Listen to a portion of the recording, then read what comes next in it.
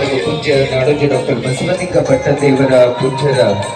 ಅಮೃತ ಮಹೋತ್ಸವದ ಜೊತೆಗೆ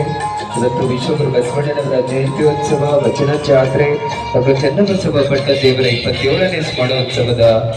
ನಿಮಿತ್ತವಾಗಿ ಇವತ್ತು 75 ಕೃಷಿಕರಿಗೆ, ರೈತರಿಗೆ ಸನ್ಮಾನ ಸಮಾರಂಭ ನೆರವೇರ್ತಾ ಇದೆ. ಈ ಒಂದು ಸಂದರ್ಭದಲ್ಲಿ ನಾಡಿನ ಪರಮ ಪೂಜ್ಯರು ಎಲ್ಲ ರೈತರುಗಳಿಗೆ ಪೂಜ್ಯರು ಆಶೀರ್ವದಿಸಿ ಸನ್ಮಾನಿಸಿ ನೀವು ಮಾಡ್ತಕ್ಕಂಥ ಕಾರ್ಯ